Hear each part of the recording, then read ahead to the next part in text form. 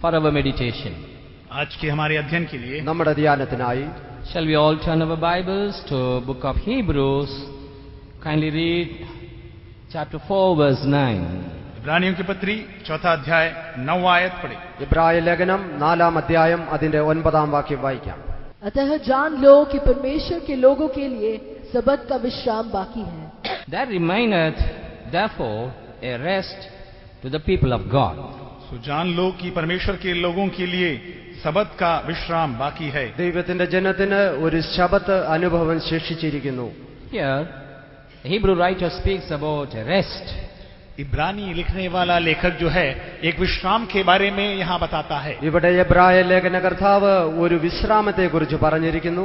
God promised the children of Israel to take them to the land of Canaan to give them rest there. परमेश्वर ने इस्राएली लोगों को ये वायदा दिया कि उनको कनान देश में ले जाए कि उनको एक विश्राम मिल सके. ദൈവം ഇസ്രായേൽ ജനങ്ങളോട് അരുളി ചെയ്തതും ഞാൻ നിങ്ങളെ കനാൻ ദേശത്തിലെത്തിക്കുകയും അവിടെ നിങ്ങൾക്ക് ഞാൻ വിശ്രാമം നൽകുകയും ചെയ്യും. Praise be to God. परमेश्वर के नाम की तारीफ होवे. ദൈവനാമം മഹത്വപ്പെടുമാറാകട്ടെ. But here the Bible says Joshua did not lead them to rest. लेकिन यहाँ लिखा गया है कि यहोशू जो है उनको विश्राम के लिए नहीं छोड़ा. ഇവിടെ എഴുതിയിരിക്കുന്നത് യോശുവ അവരെ ഒരു വിശ്രാമ സ്ഥലത്തേക്ക് ഇതുവരെയും എത്തിച്ചിട്ടില്ല. Read verse 8. 8वां आयत पढ़े. അതിന്റെ 8 വാക്യം വായിക്കാം. क्योंकि यदि यहोशू उन्हें विश्राम में प्रवेश करा लेता तो उसके बाद दूसरे दिन की चर्चा न होती. Here in English the translation is wrong. It is not Jesus but Joshua. यहाँ पे अंग्रेजी में गलत लिखा गया है, हिंदी में सही लिखा गया है यहोशू उन्हें विश्राम में प्रवेश करने नहीं दिया. ഇംഗ്ലീഷ് വിവർത്തനത്തിൽ യേശു എന്ന് എഴുതിയിരിക്കുന്നു, എന്നാൽ ശരിയായി അത് യോശുവ എന്നാകുന്നു. The person was Joshua but the meaning of the name is the same. वो व्यक्ति जो है यहोशू था लेकिन उसका मतलब वही है. ആ വ്യക്തി യോശുവ തന്നെയായിരുന്നു, എന്നാൽ ആ വാക്കിന്റെ അർത്ഥം യേശു എന്ന് തന്നെയാകുന്നു. Joshua and Jesus both are the same in meaning. यहोशू और यीशु मसीह अर्थ में एक ही है. യോശുവ എന്നുള്ളതും യേശു എന്നുള്ളതുമായ വാക്കിന്റെ അർത്ഥം ഒന്ന് തന്നെയാകുന്നു. Joshua means Yahweh salvation. यहोशू का मतलब यावे उद्धार. യോശുവ എന്ന് പറഞ്ഞാൽ യാഹ്വേ, അതായത് രക്ഷകൻ. And Jesus is the Greek form of the Joshua, which is the Hebrew word. यीशु जो है वो यूनानी भाषा में है जो इब्री भाषा में था. യേശു എന്ന് പറയുന്നത് ആ എബ്രായ വാക്കിന്റെ യവന ഭാഷയാകുന്നു. Yeah, Joshua is a Hebrew word and Jesus is the Greek word. यहोशू जो है इब्री शब्द है और यीशु जो है वो यूनानी शब्द है. യോശുവ എന്ന് പറയുന്നത് എബ്രായ പദവും യേശു എന്ന് പറയുന്നത് യവന ഭാഷയുമാകുന്നു. And that's why in KJV they translated as Jesus because the meaning is the same. इसलिए किंग जेम्स वर्जन के अंग्रेजी अनुवाद में वो यीशु करके लिखा गया है क्योंकि उसका अर्थ वही है. അതിനാലാകുന്നു കിങ് ജെയിംസ് വെർഷനിൽ അങ്ങനെ വിവർത്തനം ചെയ്തിരിക്കുന്നത്. അതിന്റെ അർത്ഥം ഒന്ന് തന്നെയാകുന്നു. Joshua and Jesus both are in meaning Yahweh is salvation. यहोशू और यीशु अर्थ में एक ही है. यावे उसका मतलब उद्धार.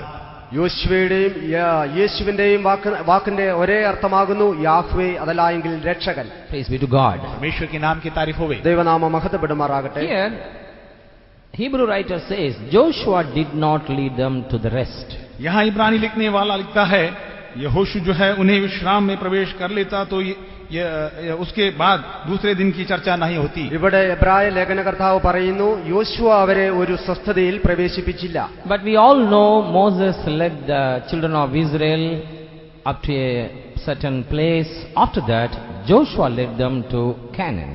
हम सब जानते हैं कि इस्राएली लोगों को मूसा एक हद तक अगुवाई करते हुए आगे बढ़ाता गया. उसके पश्चात यहोशू उन्हें आगे ले चला. നാം എല്ലാവരും അറിയുന്നത് പോലെ മോശ ഇസ്രായേൽ ജനത്തെ ഒരു പ്രത്യേക സ്ഥലത്ത് വരെ എത്തിക്കുകയും അതിനുശേഷമായി യോശുവ അവരെ നടത്തിക്കൊണ്ടുപോവുകയും ചെയ്തു. That was only a type, that was not the real rest. और वो एक परछाई थी, वो सही विश्राम नहीं था. അത് യഥാർത്ഥമായി ഒരു വിശ്രാമ സ്ഥലമല്ലായിരുന്നു. That's why we have to wait for the real rest. इसीलिए हमें जो है एक सही विश्राम के लिए इंतजार या बाट जोना होगा. അതിനാലാകുന്നു നാം ശരിയായ ഒരു സ്വസ്ഥതയ്ക്ക് വേണ്ടി നാം ഇനിയും കാത്തിരിക്കേണ്ടിയിരിക്കുന്നു. 9th verse he says, there remaineth therefore a rest to the people of God. इसलिए 9वें वचन में बताया गया है, सो जान लो कि परमेश्वर के लोगों के लिए सबत का विश्राम बाकी है। അതിനാൽ 9-ാം വചനത്തിൽ എഴുതിയിരിക്കുന്നു, ദൈവത്തിന്റെ ജനത്തിനു വേണ്ടി ഒരു ശബത്ത് അനുഭവം ഇനിയും ശേഷിച്ചിരിക്കുന്നു. When we read verses 10 and 11, जब हम 10वें और 11वें आयत को पढ़ते हैं, അതിന്റെ 10ഉം 11ഉം വാക്യങ്ങൾ വായിക്കുമ്പോൾ, for he that is entered into his rest, he also has ceased from his own works as God did from his. क्योंकि जिसने उसके विश्राम में प्रवेश किया है, उसने भी परमेश्वर की नाई अपने कामों को पूरा करके विश्राम किया है. ദൈവം തന്റെ പ്രവൃത്തിയിൽ നിന്ന് വിശ്രമിച്ചതുപോലെ അവിടെ പ്രവേശിച്ചവരും തന്റെ പ്രവൃത്തിയിൽ നിന്ന് വിശ്രാമം പ്രാപിച്ചിരിക്കുന്നു. Let us labor therefore to enter into that rest, lest any man fall after the same example of unbelief. सो हम उस विश्राम में प्रवेश करने का प्रयत्न करें, ऐसा न हो कि कोई जन उनकी नाई आज्ञा न मानकर गिर पड़े. അതിനാൽ അനുസരണക്കേടിനാൽ അതിൽ വിശ്രാമത്തിൽ പ്രവേശിപ്പാൻ കഴിയാതിരുന്നതുപോലെ ആരും അതിൽ പങ്കുകൊള്ളുവാതിരിക്കുവാൻ തക്കോണം നിങ്ങൾ ഉത്സാഹിക്കുക എന്ന് എഴുതിയിരിക്കുന്നു. In order to enter into that rest, we all should work properly. उस विश्राम में प्रवेश करने के लिए हम सबको प्रयत्न करते हुए वो कार्य करना होगा. ആ വിശ്രാമത്തിൽ നാം പ്രവേശിക്കേണ്ടതിനായി നാം ഉത്സാഹിക്കേണ്ടതായി പ്രവർത്തിക്കേണ്ടതായിരിക്കുന്നു. Bible speaks different kind of rest. पवित्र शास्त्र विभिन्न प्रकार के विश्रामों के बारे में बताता है. ബൈബിൾ വിവിധ തരത്തിലുള്ളതായ സ്വസ്ഥതയെക്കുറിച്ച് വിശ്രാമത്തെക്കുറിച്ച് പറയുന്നു. One way, when you are saved, there is a rest. एक तौर से जब आप उद्धार पाते हैं, आपको एक विश्राम मिलता है. ഒരു വിധത്തിൽ നാം രക്ഷിക്കപ്പെടുന്നതായ സമയത്തും നമുക്കൊരു വിശ്രാമം ലഭിക്കുന്നു. When you take waters of baptism, there is a rest. जब आप पानी में डूबकर बपतिस्मा लेते हैं, आप वहां एक विश्राम है. നാം ജലസ്നാനത്തിൽ ദൈവത്തെ സാക്ഷീകരിക്കുമ്പോഴും നമുക്കൊരു വിശ്രാമം ലഭിക്കുന്നു. When you receive the anointing of the Holy Spirit, there is a rest. जब आप पवित्र आत्मा का अभिषेक को पाते हैं, वहां एक विश्राम है. പരിശുദ്ധാത്മാവിന്റെ അഭിഷേകം പ്രാപിക്കുമ്പോഴും നാം ഒരു വിശ്രാമം പ്രാപിക്കുന്നു. And there is a rest in the victorious life. और जय जीवन में भी एक विश्राम है. ജയ ജീവിതത്തിലും ഒരു വിശ്രാമം അടങ്ങിയിരിക്കുന്നു. But here it speaks about the eternal rest. यहाँ पर जो विश्राम के बारे में बताया गया है, वो अनंत काल का विश्राम है. എന്നാൽ ഇവിടെ പറഞ്ഞിരിക്കുന്നത് നിത്യമായ ഒരു വിശ്രാമത്തെ കുറിച്ചാകുന്നു. Though we attain several rests in the church of God, हालांकि हम कई प्रकार के विश्राम परमेश्वर की कलीसिया में अनुभव करते हैं. നാം നമ്മുടെ ദൈവസഭയിൽ വിവിധ തരത്തിലുള്ളതായ വിശ്രാമത്തെ സ്വസ്ഥതയെ അനുഭവിക്കുന്നുണ്ടെങ്കിലും here the rest is still remaining to come in our life.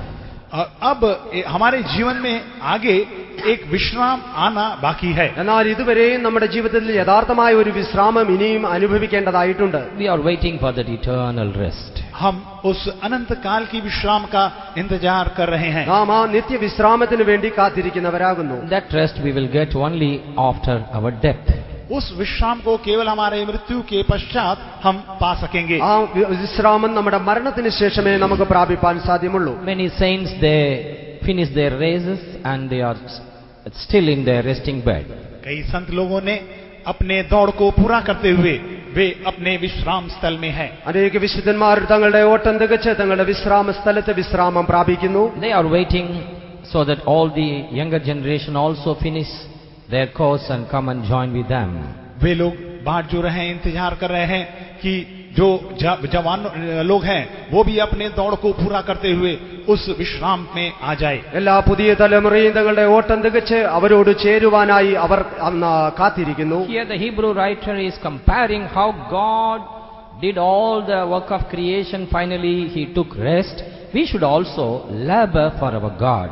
यहाँ इब्रानी लिखने वाला इस प्रकार कहता है, जिस प्रकार परमेश्वर ने सारी सृष्टि को बनाने के पश्चात वो विश्राम किया, आराम किया, वैसे ही हम आराम में पहुंचने के पहले, विश्राम करने के पहले पूरी तरह प्रयत्न करें और परिश्रम करें. ഇവിടെ ലേഖനകർത്താവ് പറഞ്ഞിരിക്കുന്നത് പോലെ ദൈവം തന്റെ എല്ലാ പ്രവൃത്തികളിലും സൃഷ്ടികളിലും പ്രവർത്തിച്ചതിന് ശേഷം താൻ വിശ്രാമം പ്രാപിച്ചതുപോലെ നാമും ഒരു വിശ്രാമം പ്രാപിക്കുന്നതിന് മുമ്പായി നാം ചിലത് പ്രവർത്തിക്കേണ്ടതായിട്ടുണ്ട്. Normally a person who is working hard the whole day, he need a rest in the night. एक दिन भर प्रयत्न परिश्रम करने वाला व्यक्ति को रात को विश्राम की आवश्यकता है. സാധാരണയായി ഒരു മുഴു ദിവസവും കഠിനാധ്വാനം ചെയ്യുന്ന ഒരു വ്യക്തിക്ക് രാത്രിയിൽ വിശ്രമിക്കേണ്ടതായിട്ടുണ്ട്. If a person is lazy, not at all working, whole day he is sleeping, lying, for him what is the meaning of rest?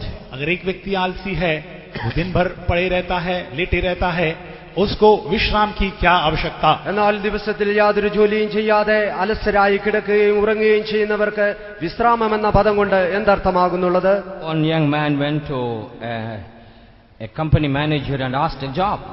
एक जवान व्यक्ति एक कंपनी के मैनेजर के पास में जाकर एक नौकरी के लिए पूछा। ഒരു വ്യക്തി ഒരു കമ്പനിയിലുള്ളതായ മാനേജറിനോട് ചെന്ന് ഒരു ജോലി വേണമെന്ന് ആവശ്യപ്പെട്ടു. He asked, what kind of work you can do? तो उन्होंने पूछा किस प्रकार का काम आप कर सकते हैं। അദ്ദേഹം തന്നോട് ചോദിച്ചു, ഏത് തരത്തിലുള്ളതായ ജോലിയാകുന്നു നിനക്ക് ആവശ്യമുള്ളത്? He said, from your office work, from computer till the labor, I can do all the works. तो उन्होंने कहा कि आपके ऑफिस के कार्य से लेकर चाहे कंप्यूटर में काम करना हो, चाहे कोई मेहनत की काम लेबर का काम करना हो, वहां तक मैं तैयार हूं। അദ്ദേഹത്തോട് പറഞ്ഞത്, നിങ്ങളുടെ ഓഫീസിലുള്ളതായ ജോലിയോ കമ്പ്യൂട്ടറിലുള്ളതായ ജോലിയോ ഒരു തൊഴിലാളിയുടെ ജോലിയോ ഏത് വേണമെങ്കിലും ഞാൻ ചെയ്യാം. Then that manager was so happy, he wanted to appoint him. तब वो मैनेजर बहुत खुश हुआ और उन्हें वो नौकरी में लगाना चाहता था। ആ മാനേജർ വളരെ സന്തോഷമുള്ളവനായി തന്നെ ആ ജോലിയിൽ പ്രവേശിപ്പിച്ചു. And he told, Lord, sir, I want to tell one thing. तब उन्होंने कहा कि सर मुझे एक बात बताना है। അപ്പോൾ താൻ ആ മാനേജരോട് പറഞ്ഞു, ഞാൻ നിന്നോട് ഒരു കാര്യം പറയാൻ ആഗ്രഹിക്കുന്നു. When I work hard, I feel very hungry. जब मैं बहुत ज्यादा परिश्रम करता हूँ मुझे बहुत ज्यादा भूख लगता है। ഞാൻ വളരെ കഠിനാധ്വാനം ചെയ്തപ്പോൾ എനിക്ക് വളരെ വിശപ്പ് അനുഭവപ്പെട്ടു. He said, that's the matter, we will provide you food immediately. तो उन्होंने कहा कि इसका तो कोई बात नहीं, हम तुरंत आपको भोजन दे देंगे। അപ്പോൾ താൻ ഇപ്രകാരം പറഞ്ഞു, സാരമില്ല, ഞാൻ നിനക്കായി ആഹാരം ഒരുക്കും. Sir, one more thing. तब उन्होंने कहा एक और बात है सर। ഒരു കാര്യം കൂടെയുണ്ടെന്ന് താൻ പറഞ്ഞു. After eating stomach full, I feel to sleep a little while. तब जब मैं भोजन करके मेरा पेट भर जाता है मुझे नींद आता है। എന്നാൽ വളരെ ആഹാരം വയറ് നിറച്ച് കഴിഞ്ഞതിന് ശേഷം എനിക്ക് ഉറക്കം വരുന്നതായ അനുഭവമുണ്ട്. He said, doesn't matter, you can take little rest. तब उन्होंने कहा कोई बात नहीं, थोड़ी समय आप विश्राम कर सकते हैं। അപ്പോൾ അദ്ദേഹം പറഞ്ഞു, സാരമില്ല, നിനക്ക് അല്പം വിശ്രമിക്കാമെന്ന് പറഞ്ഞു. And he said, one more thing, sir. तब उन्होंने कहा एक और बात है सर। അപ്പോൾ താൻ പറഞ്ഞു, ഒരു കാര്യം കൂടെയുണ്ട്. Immediately I get out of my sleep, I'll feel hungry, sir. जैसे ही मैं अपने नींद से बाहर आता हूँ मुझे फिर तुरंत भूख लगता है। ഞാൻ ഉറക്കമുണർന്നു കഴിഞ്ഞാൽ ഉടൻ തന്നെ എനിക്ക് വിശപ്പ് അനുഭവപ്പെടും. I think you don't understand. Only few. What is the meaning? उसका मतलब क्या है? അതിന്റെ അർത്ഥം എന്താകുന്നു? I'll sleep, मैं सोऊंगा, ഞാൻ ഉറങ്ങും, I will eat, मैं खाऊंगा, ഞാൻ ഭക്ഷിക്കും, after eating I will sleep, और खाने के बाद फिर मैं सोऊंगा, ഭക്ഷിച്ചതിന് ശേഷം വീണ്ടും ഉറങ്ങും. immediately I get up, I will feel hungry. लेकिन मैं फिर नींद से जाग उठूं फिर मुझे भूख लगेगी। ഉടൻ തന്നെ ഞാൻ എഴുന്നേറ്റാൽ വീണ്ടും എനിക്ക് വിശക്കും. And this is the way how some people are laboring. और इस प्रकार कुछ लोग परिश्रम करते हैं। ഇങ്ങനെ അത്രേ ചിലരെല്ലാം അധ്വാനിക്കുന്നത്. Then the master understood and he told him, get out of this place. और तब उस स्वामी को इसका पता चला और बोला कि आप यहाँ से जा सकते हैं। അപ്പോൾ ആ അധികാരി ഇത് മനസ്സിലാക്കുകയും തന്നെ ആ ജോലിയിൽ നിന്ന് പുറത്താക്കുകയും You are ചെയ്തു. number one lazy, get out. आप एक नंबर के आलसी हो, आप बाहर जा सकते നീ हैं। അലസനായ ഒരു വ്യക്തിയായതിനാൽ പുറത്തു പോകുക എന്ന് പറഞ്ഞു. But for this rest is meant for them those who labor hard. ये विश्राम उनके लिए है जो बहुत ज्यादा परिश्रम करते हैं। എന്നാൽ ഈ സ്വസ്ഥത എന്ന് പറയുന്നത് ആരെല്ലാം കഠിനമായി അധ്വാനിക്കുന്നുവോ അവർക്ക് വേണ്ടിയുള്ളതാകുന്നു. Now shall we all come to the work of creation of our God. हमारे परमेश्वर की सृष्टि की ओर आइए, हम सब अपने ध्यान को ले आए। ഇപ്പോൾ നമുക്കെല്ലാവർക്കും നമ്മുടെ ദൈവത്തിന്റെ സൃഷ്ടിയുടെ പ്രവൃത്തിയിലേക്ക് കടന്നു വരാം. In chapter 2 we read how God took rest. दूसरे अध्याय में हम देखते हैं किस प्रकार परमेश्वर ने विश्राम किया। രണ്ടാം അധ്യായത്തിൽ ദൈവം എപ്രകാരം വിശ്രമിച്ചുവെന്ന് നാം കാണുന്നു. Read verses 1 and 2. पहले और दूसरा आयत पढ़े। അതിന്റെ 1 ഉം 2 ഉം വാക്യങ്ങൾ വായിക്കാം. यो आकाश और पृथ्वी और उनकी सारी सेना का बनाना समाप्त हुआ और परमेश्वर ने अपना काम जिसे वो करता था 7वें दिन समाप्त किया और उसने अपने किए हुए सारे काम से 7वें दिन विश्राम किया। Thus the heavens and the earth were finished, and all the host of them.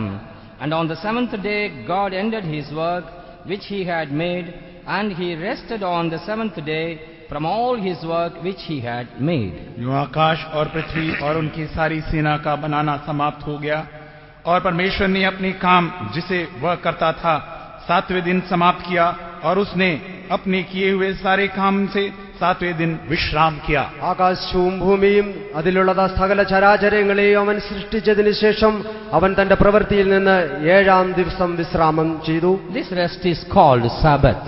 और ये विश्राम को सबत कहा जाता है. ഈ സ്വസ്ഥതയാകുന്നു ശബത്ത് എന്ന് പറയുന്നത്. After creating or doing his work of creation and all the 6 days, he took rest on the 7th day.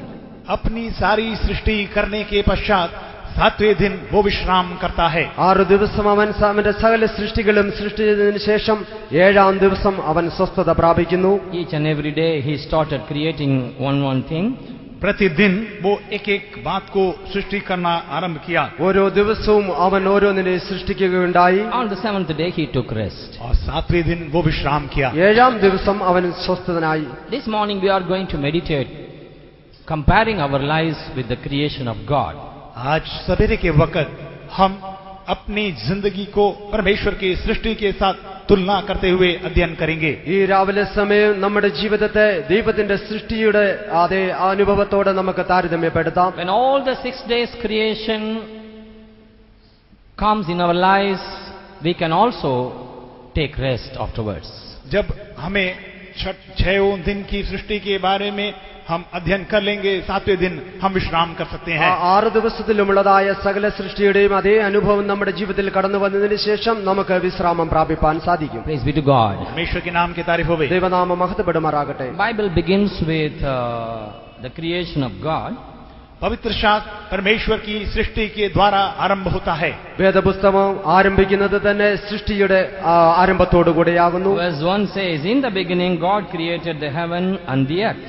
पहला वचन कहता है, आदि में परमेश्वर ने आकाश और पृथ्वी की सृष्टि की. അതിന്റെ 1ാം വാക്യത്തിൽ തന്നെ ആദിയിൽ ദൈവം ആകാശവും ഭൂമിയും സൃഷ്ടിച്ചു. In the original tongue it was not singular heaven, but it was heavens. और उसके सही भाषांतरण में वो आकाश नहीं था, आकाशों या स्वर्गों था. അതിന്റെ വചനത്തിൽ വിവർത്തനത്തിൽ ആകാശമെന്നല്ല ആകാശങ്ങളെന്നാകുന്നു So when പറഞ്ഞിരിക്കുന്നത്. he created in the beginning itself, he created sun, moon, stars, all the galaxy. और आरंभ में ही उन्होंने जो सूर्य चंद्रमा और सारी तारागण को उन्होंने सृष्टि किया. അവൻ സൃഷ്ടിച്ചതായ സമയത്ത് തന്നെ ആരംഭത്തിൽ തന്നെ സൂര്യനെയും ചന്ദ്രനെയും സകല നക്ഷത്രങ്ങളെയും സൃഷ്ടിച്ചു. Praise be to God. परमेश्वर के नाम की तारीफ होवे. ദൈവനാമം മഹത്വപ്പെടുമാറാകട്ടെ. It was a timeless past. वो ऐसा समय था जिसका कोई शुरुआत ही नहीं. അതിന് ആരംഭം ഇല്ല എന്നുള്ളതായ ഒരു സമയമായിരുന്നു. No scientist could calculate that time. कोई भी वैज्ञानिक उसका सही समय का अंदाज नहीं लगा पाए. ആ സമയത്തെ ഒരു ശാസ്ത്രജ്ഞനും കണക്ക് കൂട്ടുവാൻ കഴിയുകയില്ല. Immediately in the second verse we read, and the earth was without form and void. और तुरंत ही हम दूसरी आयत में पढ़ते हैं, और पृथ्वी बेडोल और सुनसान पड़ी थी. അതിന്റെ തന്നെ 2ാം വാക്യത്തിൽ ഭൂമി ശൂന്യവും പാഴുമായി കിടന്നിരുന്നു. And darkness was upon the face of the deep. और गहरे जल के ऊपर अंधियारा था. ആഴത്തിന്മീതെ ഇരുൾ വ്യാപിച്ചുകൊണ്ടിരുന്നു. And the Spirit of God moved upon the face of the waters. तथा परमेश्वर का आत्मा जल के ऊपर मंडलाता था. ദൈവത്തിന്റെ ആത്മാവ് വെള്ളത്തിന്മീതെ പരിവർത്തിച്ചുകൊണ്ടിരുന്നു. So in the work of creation, in the first verse, we see about God Himself.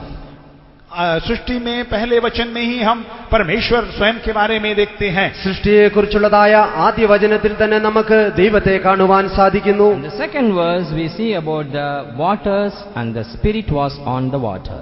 और दूसरे वचन में हम जल को देखते हैं और जल के ऊपर आत्मा को भी देखते हैं. 2ാം വാക്യത്തിൽ രണ്ടാമതായി വെള്ളവും വെള്ളത്തിന്മീതെ ആത്മാവിനെയും കാണുവാൻ സാധിക്കുന്നു. Waters can be compared to the Word of God, and the Word of God can be compared to the Lord Jesus Christ. जल जो है परमेश्वर के वचन के साथ तुलना किया जा सकता है, और जो परमेश्वर का वचन है प्रभु यीशु मसीह के साथ तुलना किया जा सकता है. വെള്ളമെന്ന് പറയുന്നത് ദൈവത്തിന്റെ വചനത്തോടും ദൈവത്തിന്റെ വചനം എന്ന് പറയുന്നത് കർത്താവായ യേശുവിനോടും നമുക്ക് ഉപമിക്കാം. And the Holy Spirit was moving on the waters. और पवित्र आत्मा उस जल के ऊपर मंडला रहा था. പരിശുദ്ധാത്മാവും ആ വെള്ളത്തിന്മീതെ പരിവർത്തിച്ചുകൊണ്ടിരുന്നു. So in the work of creation, God the Father, the Holy Spirit, and the Lord Jesus Christ all joined together. Triune God created everything. सृष्टि के आरंभ में पिता परमेश्वर, पुत्र यीशु मसीह और पवित्र आत्मा एक साथ तृत्व परमेश्वर होकर उन्होंने कार्य किया. സൃഷ്ടിയുടെ ആരംഭത്തിൽ തന്നെ പിതാവായ ദൈവവും പരിശുദ്ധാത്മാവും കർത്താവായ യേശുവും കൂടെ ചേർന്ന് സകല സൃഷ്ടികളും നടത്തിയതായി നാം കാണുന്നു. How in the work of brooding, hen is on the eggs. जिस प्रकार अंडे के ऊपर मुर्गी वो बच्चा देने के लिए बैठती है, ഒരു മുട്ടയ്ക്കുള്ളിൽ ഒരു കോഴിക്കുഞ്ഞ് ഉരുവായി വരുന്നത് പോലെ, same way the Holy Spirit was brooding on the waters. उसी प्रकार पवित्र आत्मा उस जल के ऊपर मंडरा रहा था. അതുപോലെ തന്നെ പരിശുദ്ധാത്മാവ് ആ വെള്ളത്തിന്മീതെ പരിവർത്തിച്ചു കൊണ്ടിരുന്നു. That is why it is mentioned, for him and through him everything is created. इसीलिए लिखा गया है, उसके द्वारा उससे ही सारी बातों की सृष्टि की गई. അതിനാലാകുന്നു അവനാലും അവൻ മുഖാന്തരമായും സകലവും ഉളവായി എന്ന് എഴുതിയിരിക്കുന്നത്. It's true, God created everything. ये बात सच है, परमेश्वर ने सारी बातों की सृष्टि की. ദൈവം സകലത്തെയും സൃഷ്ടിച്ചു എന്നുള്ളത് വാസ്തവമായ കാര്യമാകുന്നു. Genesis 1:1 is a beautiful verse.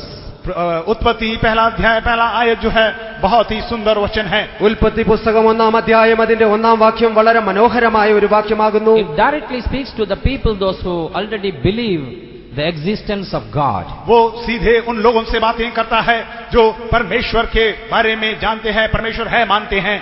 ദൈവത്തെ അറിയുന്നതായ ജനങ്ങളോട് അവൻ നേരിട്ട് സംസാരിച്ചിരിക്കുന്നു. It does not begin with any philosophical arguments whether there is a God or not, any existence of God or not. इस प्रकार की बातों से वो आरंभ नहीं करता कि एक परमेश्वर है या नहीं. इस प्रकार की तर्क वितर्क से आरंभ नहीं करता. ദൈവമുണ്ടോ ദൈവത്തിന്റെ സാന്നിധ്യമുണ്ടോ എന്നുള്ളതായ ഒരു തർക്കത്തോടുകൂടെയല്ല അത് ആരംഭിച്ചിരിക്കുന്നത്. That's why Bible doesn't give room for any philosophers, any arguments. इसीलिए जो है परमेश्वर का वचन किसी भी प्रकार का तर्क वितर्क और इस प्रकार की बातों को बढ़ावा नहीं देता. അതിനാൽ ദൈവം യാതൊരു വിധമായ തർക്കങ്ങൾക്കും വിവാദങ്ങൾക്കും അനുവാദം കൊടുക്കുന്നില്ല. Genesis 1:1 itself rejects argumental people and philosophers, but it invites them, those who already believe the existence of God. उत्पत्ति पहला अध्याय पहला आयत जो है, जो तर्क वितर्क करने वाले और इस प्रकार के वैज्ञानिक लोगों को वहीं रोक देता है, और जो परमेश्वर के बारे में विश्वास करते हैं, परमेश्वर है विश्वास करते हैं, उनके लिए ही पहला वचन आरंभ होता है. ദൈവത്തിന്റെ വചന ഉൽപ്പത്തി പുസ്തകം 1-ാം അധ്യായത്തിൽ 1-ാം വാക്യം തന്നെ ദൈവമുണ്ടോ എന്നുള്ളതായ ഒരു കാര്യത്തെ സ്ഥാപിച്ചുകൊണ്ട് അതിനെ തുടങ്ങിയിരിക്കുന്നു. Praise be to God. परमेश्वर के नाम की तारीफ होवे. ദൈവനാമം മഹത്വപ്പെടുമാറാകട്ടെ. When the world was without form and without any form and void, जब पृथ्वी बेडोल और सुनसान पड़ी थी, ഭൂമി പാഴും ശൂന്യമായിരുന്നു. at that time God started creating everything.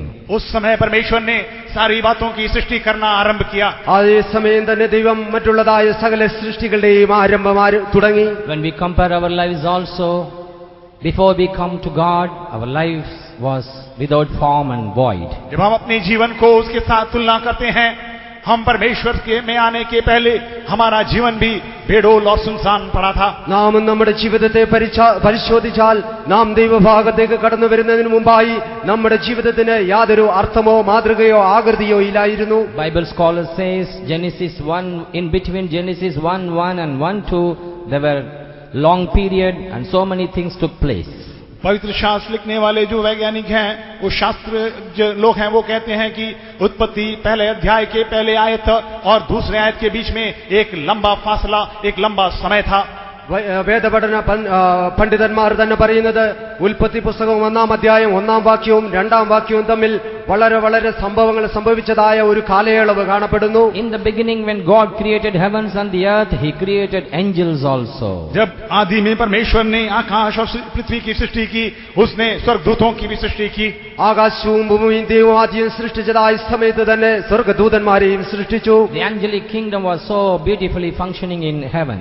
और जो स्वर्गदूतों का जो राज्य है बहुत सुंदर तरीके से स्वर्ग में विराजमान था. ആ സ്വർഗ്ഗത്തിൽ ദൂതന്മാരുടെ രാജ്യം യുഗമെന്ന് പറയുന്നത് വളരെ മനോഹരമായ ഒന്നായിരുന്നു. In the book of Ezekiel and book of Isaiah we read about the fall of the angels.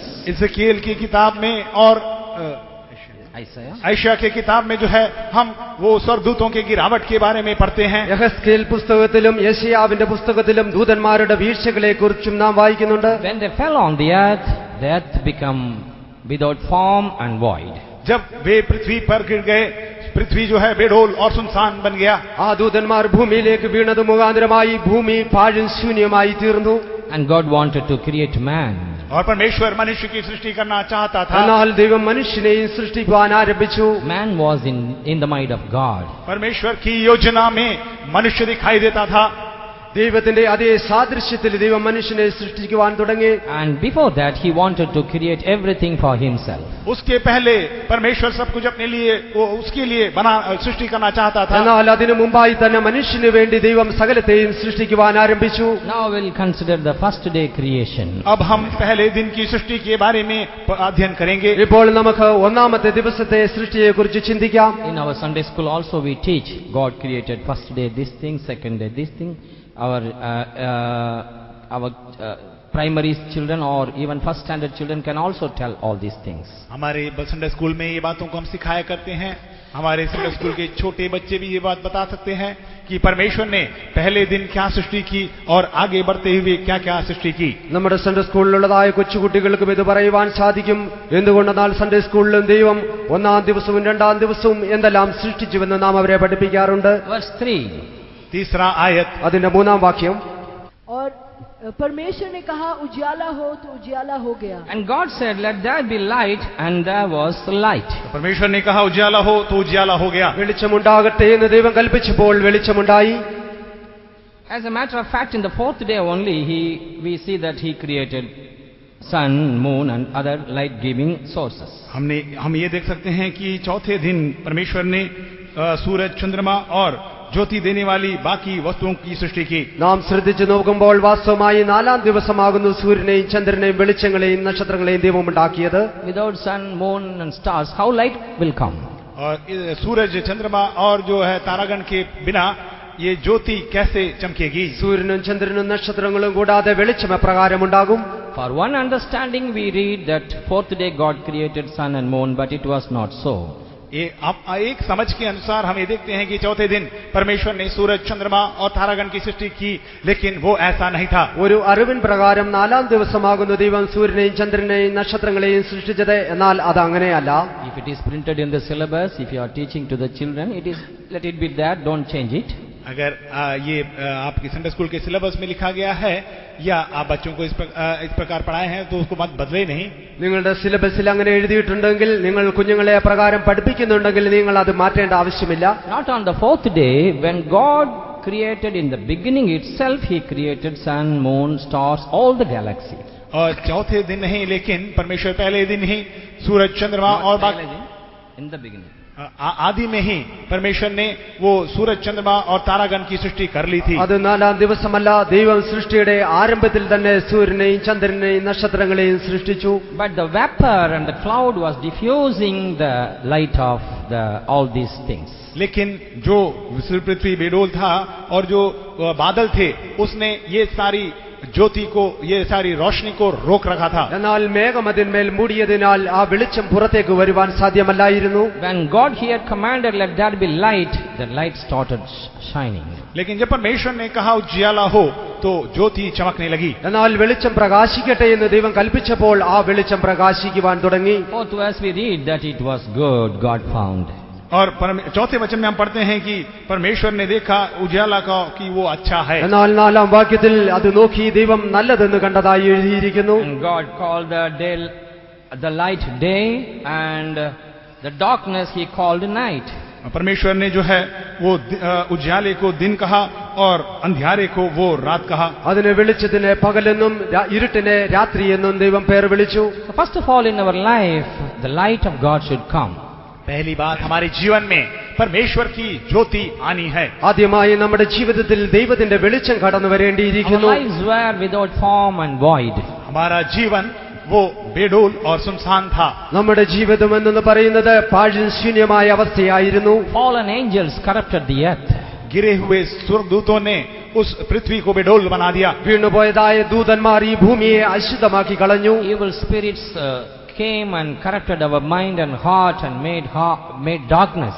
और दुष्ट आत्माएं हमारे हृदय में आकर के उसे जो अंधियारा बना दिया. ദുഷ്ടശക്തികൾ കടന്നു വന്ന് നമ്മുടെ ഹൃദയത്തെയും മനസ്സിനെയും ഇരുട്ടാക്കി കളഞ്ഞു. But here is a creator God who can command light in your heart. लेकिन यहाँ सृष्टिकर्ता परमेश्वर है जो आपके हृदय में ज्योति को वो बोल सकता है, अधिकार से उसे दे सकता है. എന്നാൽ ഇവിടെ നമ്മുടെ ദൈവം, നമ്മുടെ സൃഷ്ടികർത്താവായ ദൈവത്തിന് നിങ്ങളുടെ ഹൃദയത്തിലേക്ക് വെളിച്ചം വീശുവാൻ സാധിക്കും. Jesus wants to give light in your life, dear child of God. प्यारे परमेश्वर के बच्चे, यीशु मसीह आपके जीवन में ज्योति प्रदान करना പ്രിയ चाहता है। ദൈവജനമേ, യേശു നിങ്ങളുടെ ജീവിതത്തിൽ വെളിച്ചം നൽകുവാനായി ആഗ്രഹിക്കുന്നു. If anyone is still living in darkness, darkness of sin, darkness of this world, come out of the darkness. अगर अब भी कोई अंधकार में, इस संसार के अंधकार में, पाप के अंधकार में है, तो आप उस अंधकार से बाहर आ जाए। ആരെങ്കിലും ഈ പാപത്തിന്റേതായ ലോകത്തിന്റേതായ അന്ധകാരത്തിൽ ഇന്നും കാണപ്പെടുന്നുവെങ്കിൽ നിങ്ങൾ പുറത്തു വരിക.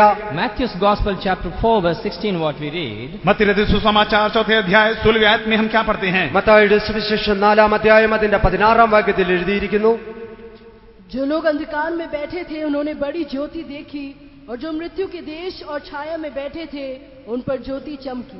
The people who sat in darkness saw great light, and to them who sat in the region and shadow of death, light is sprung up. जो लोग अंधकार में बैठे थे उन्होंने बड़ी ज्योति देखी, और जो मृत्यु के देश और छाया में बैठे थे उन पर ज्योति चमकी. ഇരുട്ടിലിരിക്കുന്ന ജനം വലിയൊരു വെളിച്ചം കണ്ടു. മരണത്തിന്റെ അന്ധകാരത്തിൽ ഇരുന്നതായ ജനങ്ങൾക്ക് പ്രകാശം ഉദിച്ചു. Years ago Isaiah prophesied in 42:6 and 7. और सालों पहले आयशा भविष्यवाणी करने वाला 42 के 6वें और 7वें आयत में इस प्रकार भविष्यवाणी की. ഈ വാക്യം തന്നെ യെശയ്യാ പ്രവാചകൻ അനേക വർഷങ്ങൾക്ക് മുമ്പായി 42 അധ്യായം 6-7 വാക്യത്തിൽ പ്രവചിച്ചിരുന്നു. People were waiting for that light. और उस ज्योति के लिए लोग इंतजार कर रहे थे. ആ വെളിച്ചത്തിനായി ജനം When കാത്തിരിക്കുകയായിരുന്നു. Jesus came on the earth, they got that light. जब यीशु मसीह संसार में आए तो उन्हें वो ज्योति मिली. യേശു ഈ ലോകത്തിലേക്ക് കടന്നു വന്ന മുഖാന്തരമായി അവർക്ക് വെളിച്ചം ഉണ്ടായി. Yes, many of us were in the darkness. When Jesus came in our lives, we found light. हाँ, हम में से कई लोग अंधकार में थे. जब यीशु मसीह हमारे जीवन में आया, हमें वो ज्योति मिली. നമ്മിലും അനേകർ അന്ധകാരത്തിലായിരുന്നു. എന്നാൽ യേശു നമ്മുടെ ജീവിതത്തിലേക്ക് കടന്നു വന്നത് മുഖാന്തരമായി നമ്മുടെ ജീവിതത്തിലും വെളിച്ചമുണ്ടായി. All those received Jesus as your great light in your life, lift up hands and praise God. और जिन लोगों ने यीशु मसीह को ज्योति के रूप में अपने हृदय में पाया है, अपने हाथों को उठाकर हालेलुया कहे. യേശുവിനെ വെളിച്ചമായി തങ്ങളുടെ ഹൃദയത്തിൽ പ്രാപിച്ചിരിക്കുന്നവർക്ക് തങ്ങളുടെ കരത്തെ ഉയർത്തി ഹല്ലേലൂയ പറയാം. Praise the Lord, praise the Lord, praise the Lord, praise the Lord. Thank you, Praise the Jesus. Lord. And let us come to the second day's creation. दूसरे दिन की सृष्टि की ओर आइए हम आ നമുക്ക് जाएं. രണ്ടാമത്തെ ദിവസത്തെ സൃഷ്ടിയിലേക്ക് കടന്നു വരാം. There, in verse 7 we read, वहाँ 7वीं आयत में हम पढ़ते हैं, അതിന്റെ 7 വാക്യത്തിൽ നാം വായിക്കുമ്പോൾ, तब परमेश्वर ने एक अंतर बनाकर उसके नीचे के जल और उसके ऊपर के जल को अलग किया, और वैसा ही हो गया. here we read about the waters divided.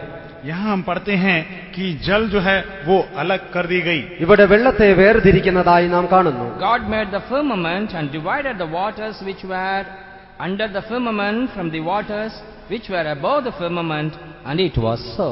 तो परमेश्वर ने एक अंतर करके उसके नीचे के जल और उसके ऊपर के जल को अलग अलग किया, और वैसा ही हो गया. ദൈവം വിധാനമുണ്ടാക്കിയിട്ട് വിധാനത്തിന് കീഴെയുള്ള വെള്ളത്തെയും വിധാനത്തിന് മേലെയുള്ള വെള്ളത്തെയും വേർതിരിച്ചു. അതങ്ങനെ സംഭവിച്ചു. This speaks about the life of separation. ये अलग जीवन के बारे में बताता है. ഇത് വേർപാട് ജീവിതത്തെ കാണിക്കുന്നു. Here water speaks about people and creed and castes and nations. और यहाँ जल जो है लोगों को, जातियों को, राज्यों को विभिन्न तौर से बताता है. ഇവിടെ വെള്ളമെന്ന് പറയുന്നത് ജാതികളെയും വംശങ്ങളെയും കാണിക്കുന്നു. What was the meaning of Moses? मूसा का मतलब क्या था? മോശെ എന്നുള്ള വാക്കിന്റെ അർത്ഥം എന്താകുന്നു? Because he was drawn out of water, her mother kept him as Moses. क्योंकि उसको जल में से निकाला गया, उसका नाम मूसा रखा गया. അവൻ വെള്ളത്തിൽ നിന്ന് വലിച്ചെടുക്കപ്പെട്ടവനാകിയാൽ അവന്റെ മാതാവ് അവന് മോശെ എന്ന് പേരിട്ടു. As each and every one of us are Moses. हम इसे हर एक लोग मूसा है. വാസ്തവമായി നാം എല്ലാവരും മോശയാകുന്നു. We were once in the waters. God has separated us from that water. एक समय हम उस जल में, पानी में दिखाई देते थे. परमेश्वर ने उस जल से हमें अलग किया. നാം എല്ലാവരും ഒരു നാളിൽ ആ വെള്ളത്തിലായിരുന്നു. നമ്മുടെ ദൈവമത്രേ അതിൽ നിന്ന് നമ്മെ രക്ഷിച്ചത്. Even among the water there is separation, which are in the firmament in the higher level, and the other waters on the earth. और जल में भी दो भाग है, दो अंतर है. एक जो ऊपर रहता है और एक जो निचले स्थान में रहता है. വെള്ളത്തെ തന്നെ രണ്ടായി വിഭജിച്ചു. വിധാനത്തിനു മേലെയുള്ളതായ വെള്ളവും കീഴെയുള്ളതായ വെള്ളവും. We should lead a higher standard of spiritual life. हमें एक उन्नत ऊंचे दर्जे के आत्मिक जीवन को बिताना होगा. നാം ഉന്നത നിലവാരത്തിലുള്ളതായ ഒരു ആത്മീയ ജീവിതം നയിക്കേണ്ടിയിരിക്കുന്നു. Once we were belong to this world, doing everything and following everything of this world. एक समय हम इस संसार के थे और इस संसार के अनुरूप जो चल रहा है वो ही करते थे। ഒരു കാലത്ത് നാം ഈ ലോകത്തിലായിരുന്നപ്പോൾ ലോകത്തിന്റെ മോഹങ്ങൾക്കും ലോകത്തിന് പിന്നാലെ നാം പോയിരുന്നു. Now God has separated us. अब परमेश्वर ने हमें अलग किया है। എന്നാൽ ദൈവം ഇന്ന് നമ്മെ വേർതിരിച്ചിരിക്കുന്നു. In John's Gospel chapter 15 verse 19 what Jesus said, यूहन्ना रचित सुसमाचार 15वां अध्याय 19वें आयत में प्रभु यीशु मसीह क्या कहते हैं? യോഹന്നാന്റെ സുവിശേഷം 15-ാം അധ്യായം അതിന്റെ 19-ാം വാക്യത്തിൽ യേശു എന്ന് പറയുന്നു, यदि तुम संसार के होते तो संसार अपनों से प्रेम रखता, परंतु इस कारण कि तुम संसार के नहीं वरन मैंने तुम्हें संसार में से चुन लिया है, इसीलिए संसार तुमसे बैर रखता है। yes, I have chosen you out of the world. मैंने तुम्हें जगत से, इस संसार से चुन लिया है। ഞാൻ നിങ്ങളെ ഈ ലോകത്തിൽ നിന്ന് തിരഞ്ഞെടുത്തിരിക്കുന്നു. Here Jesus confirms the creation of the second day. यहाँ परमेश्वर जो है दूसरे दिन की सृष्टि के बारे में वो साबित करता है। രണ്ടാം ദിവസത്തെ സൃഷ്ടിയെ കുറിച്ച് ദൈവം ഇവിടെ സ്ഥാപിക്കുന്നു. If you all belong to this earth, this world, people will love you.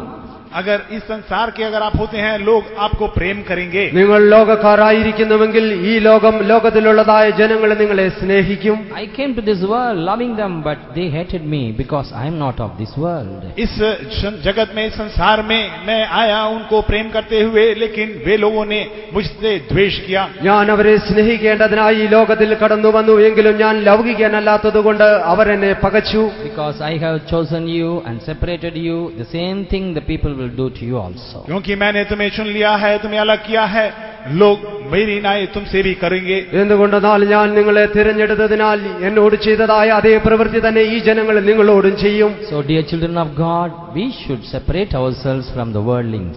इसलिए प्यारे परमेश्वर के लोगों, हमें सांसारिकता से अलग रहना होगा, अलग रहना होगा। അതിനാൽ പ്രിയ ദൈവജനമേ, നാം ലോകത്തിൽ നിന്ന്, ലോകക്കാരിൽ നിന്ന് നാം നമ്മെ തന്നെ വേർതിരിക്കേണ്ടിയിരിക്കുന്നു. Let us come to the third day's creation. तीसरे दिन की सृष्टि की ओर आइए। മൂന്നാം ദിവസത്തെ സൃഷ്ടിയിലേക്ക് നമുക്ക് കടന്നു വരാം. What is special in the third day? तीसरे दिन में क्या विशेषता थी? മൂന്നാമത്തെ ദിവസത്തിന്റെ പ്രത്യേകത എന്താകുന്നു? Verse 11. 11वां आयत। അതിന്റെ 11-ാം വാക്യം, फिर परमेश्वर ने कहा, पृथ्वी से हरी घास तथा बीज वाले छोटे छोटे पेड़ और फलदायी वृक्ष भी, जिनके बीज उन्हीं में हैं, एक एक की जाति के अनुसार हैं, पृथ्वी पर उगे, और वैसा ही हो गया। So on the third day we see about the how God is creating the vegetations and the fruit yielding trees. तीसरे दिन हम देखते हैं कि परमेश्वर किस प्रकार जो है वो हरी घासों को, बीज बोने वाले छोटे पेड़ों को, फलदायी वृक्षों को वो सृष्टि करता है। മൂന്നാം ദിവസം ദൈവപ്രകാരം പുല്ലും വിത്തുള്ളതായ വൃക്ഷങ്ങളെയും സൃഷ്ടിക്കുന്നതായി നാം കാണുന്നു. And God said, let the earth bring forth vegetation, the herb yielding seed, and the fruit tree yielding fruit after its kind, whose seed is in itself upon the earth, and it was so. फिर परमेश्वर ने कहा, पृथ्वी से हरी घास तथा बीज वाले छोटे छोटे पेड़ और फलदायी वृक्ष भी, जिनके बीज उन्हीं में एक एक की जाति के अनुसार होते हैं, पृथ्वी पर उगे, और वैसा ही हो गया। മൂന്നാം ദിവസം പുല്ലും വിത്തുള്ളതായ ഫലം കായ്ക്കുന്നതായ വൃക്ഷങ്ങളും മുളച്ചു വരട്ടെ എന്ന് ദൈവം കൽപ്പിച്ചു. അത് അപ്രകാരം സംഭവിച്ചു. So in short we understand our life should be fruit yielding life. संक्षिप्त में हम ये समझ सकते हैं, हमारा जीवन फलदायक होना चाहिए। ചുരുക്കി പറഞ്ഞാൽ നമ്മുടെ ജീവിതം ഫലമുളവാക്കുന്നതായ, കൊടുക്കുന്നതായ ജീവിതമായിരിക്കണം. Fruit after its kind. वो अपने अपने अनुसार जो फल, അതത് തരം ഫലം കൊടുക്കുന്നതായ ഫലങ്ങൾ. What is your kind? आपका जाति कौन सा है? നിങ്ങളുടെ തരം, നിങ്ങൾ എപ്രകാരമുള്ളവരായിരിക്കുന്നു? God has chosen and kept us as a precious and choicest wine. अब परमेश्वर ने हमें चुनकर अलग कर जो है बहुमूल्य और जो है वो अंगूर या दाखलता बना दिया है। ദൈവം നമ്മെ ഉത്തമമായ വിശേഷമേറിയതായ ഒരു മുന്തിരിവള്ളിയായി തിരഞ്ഞെടുത്തു. Are you giving sour grapes? क्या आप खट्टे अंगूर देते हैं? നിങ്ങൾ പുളിച്ചതായ മുന്തിരിങ്ങയാകുന്നു നൽകുന്നത്? If you are sour mango tree, you will give only sour mango. अगर आप जो खट्टे आम का बीज हैं तो केवल आपके अंदर से खट्टे आम ही निकलेंगे। നിങ്ങളിൽ പുളിപ്പുള്ളതായ മാങ്ങയുടെ വിത്ത് കാണപ്പെടുന്നുവെങ്കിൽ മാങ്ങയും പുളിപ്പുള്ളതായി കാണപ്പെടും. If the plant is bitter gourd, it will only give bitter gourd. अगर वो जो खट्टे पेड़ हैं तो वो जो है खट्टे बीज हैं तो केवल खट्टे ही उसके फल भी आएंगे। കയ്പുള്ളതായ പാവയ്ക്കയുടെ വിത്ത്, അതിൽ നിന്ന് പാവയ്ക്ക കയ്പുള്ളതായി തന്നെ പുറപ്പെടും. But if it is a beautiful sweet Malgova mango, अगर वो जो है मलगोवा एक मधुर आम हो तो എന്നാൽ അത് വളരെ മധുരമുള്ളതായ Malgova മാങ്ങയാകുന്നുവെങ്കിൽ after its kind it will give the fruit. उसके अनुसार वो अपना फल दिया करेगा. അതിന്റെ വിശേഷതയനുസരിച്ച് മധുരമുള്ളതായ ഫലം തന്നെ പുറപ്പെടുവിക്കും. So when time comes, what kind of fruit you are yielding? समय आने पर किस प्रकार का फल आप देते हैं? എന്നാൽ സമയമാകുമ്പോൾ നിങ്ങൾ എപ്രകാരമുള്ളതായ ഫലം പുറപ്പെടുവിക്കുന്നു? Fruit will reveal what kind of tree you are. वो फल बताएगा आप किस प्रकार के पेड़ हैं. എന്നാൽ ആ ഫലം എന്ന് പറയുന്നത് നിങ്ങൾ എപ്രകാരമുള്ള വൃക്ഷമെന്ന് വെളിവാക്കും. Same John's Gospel chapter 15 verse 8 we read. यूहन्ना रचित सुसमाचार 15वां अध्याय उसके 8वें आयत में हम पढ़ते हैं. യോഹന്നാന്റെ സുവിശേഷം 15-ാം അധ്യായം അതിന്റെ 8-ാം വാക്യം വായിക്കുമ്പോൾ, मेरे पिता की महिमा इसी में होती है कि तुम बहुत सा फल लाओ, तभी तुम मेरे चेले ठहरोगे. In this is my Father glorified, that ye bear much fruit, so shall ye be my disciples. मेरा पिता की महिमा इसी से होती है कि तुम बहुत सा फल लाओ, तब ही तुम मेरे चेले ठहरोगे. നിങ്ങൾ വളരെ ഫലം കായ്ക്കുന്നത് മുഖാന്തരമായി എന്റെ പിതാവ് മഹത്വപ്പെടുകയും അങ്ങനെ നിങ്ങൾ എന്റെ ശിഷ്യന്മാരെന്ന് വിളിക്കപ്പെടുകയും ചെയ്യുന്നു. So here in this 15 chapters from beginning, if you read, few verses clearly explain how we should yield fruits. इस 15वां अध्याय के पहले आयत से जब हम पढ़ते हैं तो हमें ये पता चलेगा किस प्रकार हमें फल देना होगा. ഈ 15-ാം അധ്യായത്തിന്റെ 1-ാം വാക്യം മുതൽ നാം എപ്രകാരം ഫലം കൊടുക്കണമെന്നുള്ളതായ കാര്യത്തെ വ്യക്തമായി പ്രതിപാദിച്ചിരിക്കുന്നു. So shall ye be my disciples. वैसे तुम मेरे चेले ठहरोगे. അങ്ങനെയെങ്കിൽ നിങ്ങൾ എന്റെ ശിഷ്യന്മാർ എന്ന് വിളിക്കപ്പെടും. If we are of the kind of Jesus, we should yield forth fruit after its kind. अगर हम यीशु मसीह की ओर से हैं तो उसके अनुरूप फल दिया करे. നാം യേശു ക്രിസ്തുവിൽ നിന്ന് ഉള്ളവരാകുന്നുവെങ്കിൽ അവനെ പോലെ അവൻ കൊടുക്കുന്നതായ ഫലം പോലെ നാം കൊടുക്കപ്പെടും. Judas was always with Jesus, but he could not be able to yield good fruits. यूदा जो इस्करियोत था वो प्रभु यीशु मसीह के संग रहा, लेकिन वो यीशु मसीह के अनुसार फल दे नहीं सका. യൂദ എല്ലായ്പ്പോഴും യേശുവിനോട് കൂടെ ആയിരുന്നുവെങ്കിലും യേശു കൊടുത്തതുപോലെയുള്ളതായ ഒരു ഫലം അവന് പുറപ്പെടുവിക്കുവാൻ സാധിച്ചില്ല. When time came, he yielded all kind of bitter fruits and hatred fruits. जब समय आया सभी प्रकार के वो जो कड़वे फल को और कड़वे हालत को उसने वो दिया. സമയം വന്നപ്പോൾ അവനിൽ നിന്ന് കൈപ്പുള്ളതായ വെറുക്കപ്പെടുന്നതായ ഫലങ്ങളും പുറപ്പെട്ടു. Before we enter into the rest, we must yield fruits unto God. हम विश्राम पाने से पूर्व हम परमेश्वर के लिए जो है वो अच्छे फल ले आए. നാം ആ സ്വസ്ഥതയിൽ പ്രവേശിക്കുന്നതിനു മുമ്പായി നാം നമ്മുടെ ദൈവത്തിന് നല്ല ഫലം കൊടുക്കുന്നവരായി തീരണം. Now let us come to the fourth day's creation. आइए हम चौथे दिन की सृष्टि की ओर आ जाए. ഇപ്പോൾ നമുക്ക് 4-ാം ദിവസത്തെ സൃഷ്ടിയിലേക്ക് കടന്നു വരാം. Verse 14. 14वां आयत. 14-ാം വാക്യം. फिर परमेश्वर ने कहा, दिन को रात से अलग करने के लिए आकाश के अंतर में ज्योतियां हो, और वे चिन्हों और नियत समयों और दिनों और वर्षों के कारण हो. And here the fourth day, we understand God created sun, moon, stars and all galaxy. चौथे दिन हमें देखते हैं कि परमेश्वर ने सूरज, चंद्रमा, तारागण और इस प्रकार के सारे वस्तुओं को सृष्टि किया. ഇവിടെ ഈ 4-ാം ദിവസത്തിൽ ദൈവം സൂര്യനെയും ചന്ദ്രനെയും സകല നക്ഷത്രങ്ങളെയും ഉണ്ടാക്കിയതായി നാം കാണുന്നു. But God, as I already told, it was already created in the beginning. Now it came to the vicinity. जैसे मैंने पहले ही बताया कि ये पहले से ही जो है सृष्टि किए गए थे, लेकिन अब ये दिखने लगे. ഞാൻ മുമ്പ് പറഞ്ഞതുപോലെ തന്നെ ദൈവം ആരംഭത്തിൽ തന്നെ ഇവയെല്ലാം സൃഷ്ടിച്ചു. എന്നാൽ ഇപ്പോൾ ഇത് പുറത്തേക്ക് കാണുവാൻ സാധ്യമായ അവസ്ഥയിലേക്ക് വരുന്നു. What all these sun, moon, stars speak in our life?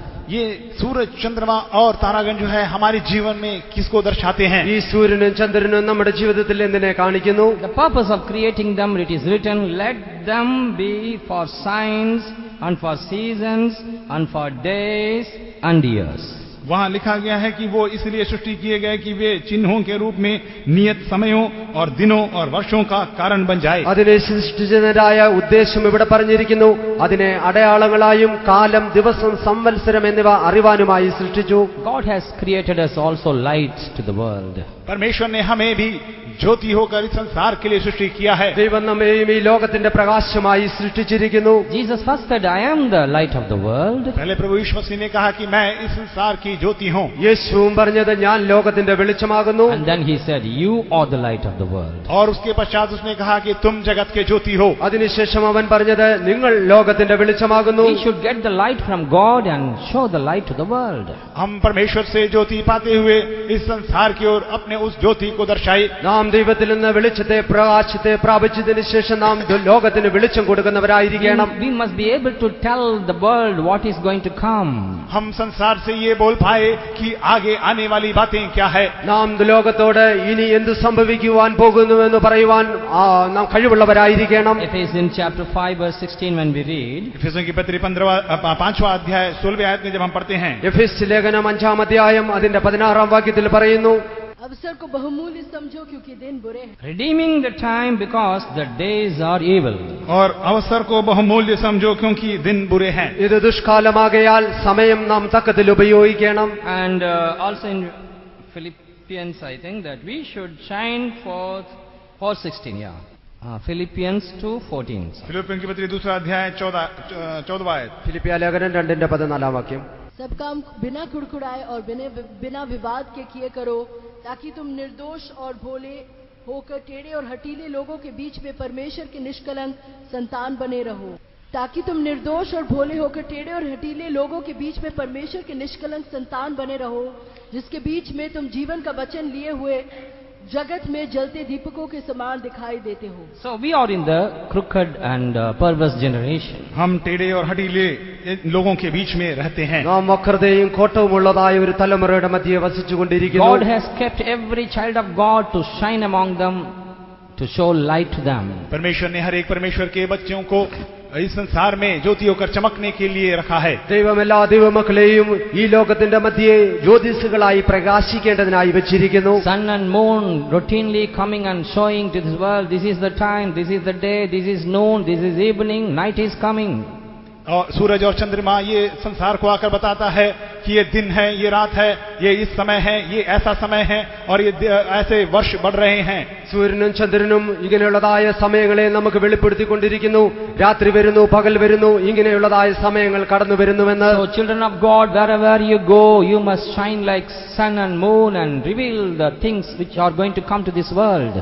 प्यारे परमेश्वर के लोगों, आप इस संसार में जाकर के जो है वो आने वाली बातों को इस प्रकार ज्योति होकर चमकाना है। ദൈവത്തിന്റെ ജനങ്ങൾ എവിടെ ചെന്നാലും എവിടെ വസിച്ചാലും സൂര്യനെയും ചന്ദ്രനെയും പോലെ വരുവാനുള്ളതായ കാര്യങ്ങളെ വെളിപ്പെടുത്തി കൊടുക്കുന്നവരായിരിക്കണം. And when we come to the 5th day's creation, हम 5वें दिन की सृष्टि की ओर आते हैं। നമുക്ക് 5-ാമത്തെ ദിവസത്തെ സൃഷ്ടിയിലേക്ക് കടന്നു വരാം. from verse 20, 20वें आयत से 20-ാം വാക്യം. फिर परमेश्वर ने कहा, जल जीवित प्राणियों से बहुत ही भर जाए और पक्षी पृथ्वी के ऊपर आकाश के अंतर में उड़े. praise be to God. परमेश्वर के नाम की तारीफ होवे। ദൈവനാമം മഹത്വപ്പെടുമാറാകട്ടെ. Here 2 things are created. यहाँ 2 बातों की सृष्टि की गई। ഇവിടെ 2 കാര്യങ്ങളെ സൃഷ്ടിച്ചു. One is swimming fishes in the sea.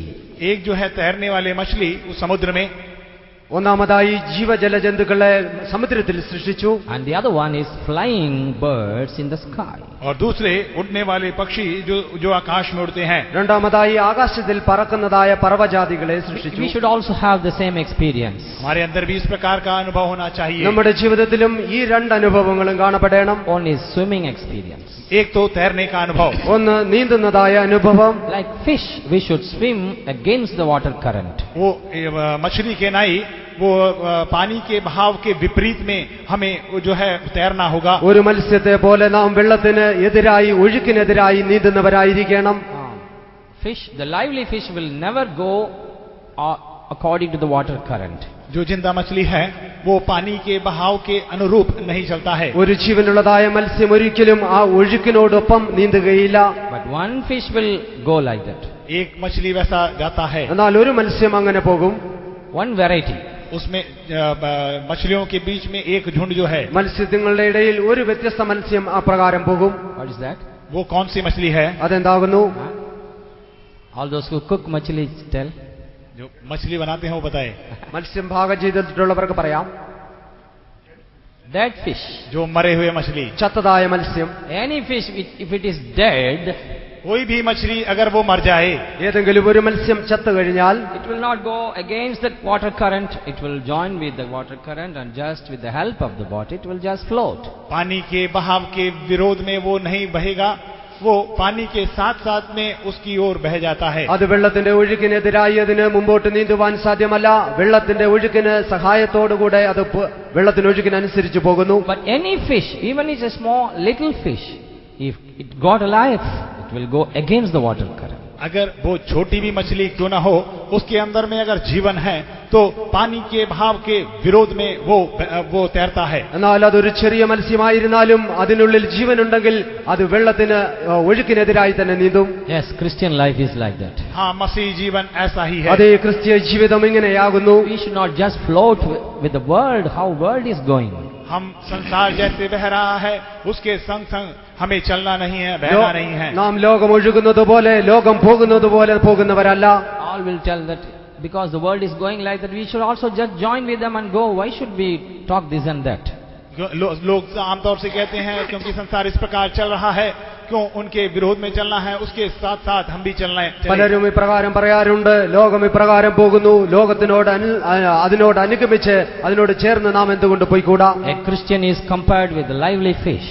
एक मसीह जो है एक जिंदे मछली के साथ तुलना किया गया है. ഒരു ക്രിസ്ത്യാനി എന്ന് പറയുന്നത് ജീവനുള്ളതായ ഒരു മത്സ്യത്തോട് ഉപമിച്ചിരിക്കുന്നു. All will tell this we have to do, that we have to do, but you have to look unto Jesus and go forward. सब लोग कहेंगे हमें ऐसा करना है, ऐसा करना उचित है, लेकिन यीशु मसीह को देखकर हमें आगे बढ़ना है. എല്ലാവരും നാം ഇങ്ങനെ ചെയ്യണം അങ്ങനെ ചെയ്യണമെന്ന് നമ്മോട് പറയുമായിരിക്കാം. എന്നാൽ നമ്മുടെ കർത്താവായ യേശുവിനെ നോക്കി മുമ്പോട്ട് പോകണം. If you are a dead fish, just join with them and walk. अगर आप मरे हुए मछली के नाई हैं तो आप उनके संग संग चल सकते हैं. നിങ്ങൾ എന്നാൽ ഒരു ചത്ത മത്സ്യമാകുന്നുവെങ്കിൽ അവരോടുകൂടെ ചേർന്ന് പോയിക്കൊള്ളുക. If we do such a life, we will have another experience of flying away. अगर हम ऐसे चलते हैं, ऐसे तैरते हैं, तो हमारे अंदर एक उड़ने की वो अनुभव रहेगा. ഇങ്ങനെയുള്ളതായ ഒരു അനുഭവം നമ്മുടെ ജീവിതത്തിൽ ഉണ്ടെങ്കിൽ നാം വീണ്ടും ഒരു പറക്കുന്നതായ അനുഭവത്തിലേക്ക് കടന്നു വരും. On the fifth day, God created fish life and animal life, and fish life and the birds life. पांचवें दिन में परमेश्वर ने जो है जल में चलने वाले प्राणी और पक्षियों की सृष्टि की. അഞ്ചാമത്തെ ദിവസം ദൈവം മത്സ്യങ്ങളെയും പറവജാതികളെയും സൃഷ്ടിച്ചു. We should have a flying experience also. हमारे अंदर वो जो उड़ने की अनुभव भी होना अनिवार्य है. നമ്മുടെ ഉള്ളിൽ ഒരു പറക്കുന്നതായ അനുഭവം They ഉണ്ടായിരിക്കണം. that wait upon the Lord shall receive their power, they will renew their power and mount up like eagle. और जो परमेश्वर में बात जोते हैं वो अपने सामर्थ्य को नया करते हुए उक्काब की नाई उड़ेंगे. യഹോവയ്ക്കായി കാത്തിരിക്കുന്നവർ തങ്ങളുടെ ശക്തിയെ പുതുക്കി കഴുകനെ പോലെ പറന്നുയരും. Hallelujah.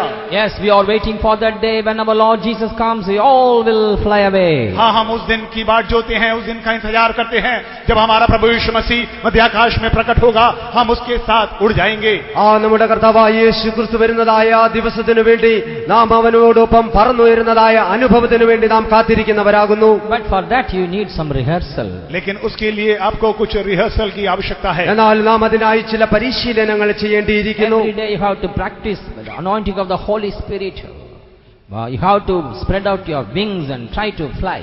और प्रतिदिन आपको पवित्र आत्मा का अभिषेक पाते हुए आपके पंखों को खोलते हुए उड़ने का प्रशिक्षण करना होगा. ഓരോ ദിവസവും പരിശുദ്ധാത്മാവിനാൽ നാം പരിശീലനം പ്രാപിച്ച് നമ്മുടെ ചിറകിനെ വിരിച്ച് നാം അതിനെ You ബലപ്പെടുത്തേണ്ടിയിരിക്കുന്നു. must come for all the tarry meetings, come for all the meetings and receive the Holy Spirit and renew your life. हर एक टैरिंग मीटिंगों में, हर एक बार जोने की मीटिंग में, हर एक मीटिंग में आते हुए पवित्र आत्मा को पाते हुए उसको अपने जीवन में नया करते हुए आप आगे बढ़े. പലരും തങ്ങളുടെ ജീവിതത്തിൽ എല്ലാ മീറ്റിങ്ങുകളിൽ കടന്നുവന്ന് കാത്തിരുപയോഗത്തിൽ കടന്നുവന്ന് തങ്ങളുടെ ജീവിതത്തെ പുതുക്കുന്നവരായിത്തീരുന്നു. When a bird is always keeping both wings like this and like a wet fowl, all of a sudden one day it tries to spread out its wings, it cannot fly. एक पक्षी जब अपने दोनों पंखों को वो दबा के रखता है जैसे वो गीली हो गई हो और एक दिन अचानक उसे उड़ना पड़ता है, वो उड़ नहीं पाता. ഒരു പക്ഷി തന്റെ ചിറകുകളെ നനഞ്ഞതായ അവസ്ഥയിൽ മൂടി വെച്ചിരിക്കുന്നതായ സമയത്ത് പെട്ടെന്ന് അതിന് പറക്കുവാനായി ആവശ്യമുണ്ടെങ്കിൽ അതിന് പ്രയാസമുള്ളതായി തോന്നും. Therefore, dear children of God, daily practice to fly. इसलिए प्यारे परमेश्वर के लोगों, प्रतिदिन उड़ना सीखते रहे. അതിനാൽ ദൈവത്തിന്റെ പ്രിയ ജനമേ, ഓരോ ദിവസവും നിങ്ങൾ പരിശീലനമുള്ളവരായിരിക്കുക. After creating all these things, on the sixth day He created man. ये सारी वस्तुओं की ये सारी सृष्टि करने करने के पश्चात 6वें दिन में हम देखते हैं कि वो मनुष्य की सृष्टि की। ഈ സകല സൃഷ്ടികളെയും സൃഷ്ടിച്ചതിന് ശേഷമായി 6-ാം ദിവസം ദൈവം മനുഷ്യനെ സൃഷ്ടിക്കുന്നു. Of course, he is creating something else also, but the masterpiece is man. और कुछ वस्तुओं की भी सृष्टि करता है, लेकिन उसमें से मुख्य जो है मनुष्य की सृष्टि करता है। തീർച്ചയായും അവൻ മറ്റു പലതിനെയും സൃഷ്ടിച്ചു, എന്നാൽ അതിൽ ഏറ്റവും പ്രാധാന്യമായത് മനുഷ്യൻ തന്നെയായിരുന്നു. Verse 26. 26वां आयत। 26-ാം വാക്യം. फिर परमेश्वर ने कहा, हम मनुष्य को अपने स्वरूप के अनुसार अपनी समानता में बनाएं और वे समुद्र के मछलियों और आकाश के पक्षियों और घरेलू पशुओं और सारी पृथ्वी पर सब रेंगने वाली जंतुओं पर जो पृथ्वी पर रेंगते हैं अधिकार रखें। Praise be to God. परमेश्वर के नाम की तारीफ हो गई। ദൈവനാമം മഹത്വപ്പെടുമാറാകട്ടെ. Finally, God creates man after his own image and after his likeness. आखिरकार परमेश्वर जो है मनुष्य को अपने स्वरूप और समानता में वो बनाता है। അവസാനമായി ദൈവം തന്റെ സ്വന്തം സ്വരൂപത്തിലും സാദൃശ്യത്തിലും മനുഷ്യനെ സൃഷ്ടിച്ചിരിക്കുന്നു. That is the final stage of man. वो मनुष्य का आखिरी भाग है। അത് മനുഷ്യന്റെ അവസാന ഭാഗമാകുന്നു. That is the plan of God concerning man. वही परमेश्वर की योजना जो मनुष्य की ओर है। ഇതത്രേ ദൈവത്തിന് മനുഷ്യരെ കുറിച്ചുള്ളതായ ഉദ്ദേശം. We who are just like mud or clay or dust, God wants to make us like him. हम जो केवल मिट्टी या धूल के समान हैं, परमेश्वर चाहता है कि हम उसके जैसे बन जाए। നാം വെറും മണ്ണും പൊടിയുമായിരുന്നതായ ഒരവസ്ഥയിലായിരുന്നു, എന്നാൽ അവൻ നമ്മെ അവന്റെ സാദൃശ്യപ്രകാരം സൃഷ്ടിച്ചു. Now we are not like God, we are not after his likeness and his image. हम अभी जो है उसके स्वरूप और समानता में दिखाई नहीं देते। എന്നാൽ ഇപ്പോൾ നാം ദൈവത്തിന്റെ ആ സ്വരൂപത്തിലും സാദൃശ്യത്തിലും കാണപ്പെടുന്നില്ല. Step by step we have to grow up to that mark. कदम कदम बढ़ाते हुए हमें उसके वो अनुरूप बन जाना है। ആ നാം പടിപടിയായി ആ അളവിനെ പ്രാപിക്കേണ്ടിയിരിക്കുന്നു. We have to grow on unto perfection. और हमें जो है सिद्धता की ओर बढ़ना होगा। നാം ആ പൂർണ്ണതയിലേക്കുള്ളതായ വളർച്ചയെ പ്രാപിക്കണം. That work of perfection the Lord is doing in each and every one of our lives. हम हर एक के जीवन में वो सिद्धता का काम परमेश्वर कर रहा है। ആ പൂർണ്ണതയുടെ പ്രവൃത്തിയർത്ഥേ ദൈവം ഇന്ന് നമ്മുടെ ജീവിതത്തിൽ ചെയ്തുകൊണ്ടിരിക്കുന്നത്. Until after every creation the Lord was telling, it is good, it is good. हर एक सृष्टि करने के पश्चात वो परमेश्वर कहता था ये सब अच्छा है, ये भला है। മറ്റുള്ളതായ എല്ലാ സൃഷ്ടികളുടെയും സൃഷ്ടിക്ക് ശേഷമായി ദൈവം ഇപ്രകാരം പറയുന്നു, വളരെ മനോഹരമായി നല്ലതായിരിക്കുന്നു. But in only verse 31 after creating man he says it is very good. लेकिन वो 31वें आयत में मनुष्य को सृष्टि करने के पश्चात परमेश्वर कहता है वो बहुत ही अच्छा है। എന്നാൽ 30-ാം വാക്യത്തിൽ മനുഷ്യനെ സൃഷ്ടിച്ചതിന് ശേഷമായി ദൈവം ഇപ്രകാരം പറയുന്നു, വളരെ നല്ലതായിരിക്കുന്നു. तो परमेश्वर ने जो कुछ बनाया था सबको देखा और तो क्या देखा कि वह बहुत ही अच्छा है। When you see other places he was not telling very good, only saying it was good. बाकी जगहों में जब हम देखते हैं वो बहुत अच्छा करके नहीं कहता, हर एक सृष्टि के बाद वो अच्छा है करके कहता है। മറ്റുള്ളതായ സൃഷ്ടികൾക്ക് ശേഷം അവിടെ നാം നോക്കുമ്പോൾ അവിടെ വളരെ നല്ലതെന്നല്ല, നല്ലതെന്ന് മാത്രമാകുന്നു എഴുതിയിരിക്കുന്നത്. But here after creating the masterpiece man he says it is very good. और लेकिन आखिरकार जब सर्वोत्तम बात को वो सृष्टि करता है जो मनुष्य है वो कहता है कि बहुत अच्छा है। എന്നാൽ ഇവിടെ ദൈവത്തിന്റെ മുഖ്യ സൃഷ്ടിയായ മനുഷ്യനെ സൃഷ്ടിച്ചതിന് ശേഷം ദൈവം ഇപ്രകാരം പറയുന്നു, അത് എത്രയും നല്ലതാകുന്നു. But when you carefully search, on the second day he was not mentioning it is good. लेकिन दूसरे दिन में आप जब बड़े ध्यान पूर्वक देखेंगे तो दूसरे दिन की सृष्टि की बात वो नहीं कहता कि वो अच्छा है। നാം വളരെ ശ്രദ്ധയോടുകൂടെ നാം പരിശോധിച്ചാൽ രണ്ടാമത്തെ സൃഷ്ടിയുടെ അതിനുശേഷമായി അവിടെ നല്ലതെന്നും പറയുന്നില്ല. First day he said it was good. पहले दिन उसने कहा वो अच्छा है। ഒന്നാമത്തെ ദിവസം നല്ലതെന്ന് പറയുന്നു.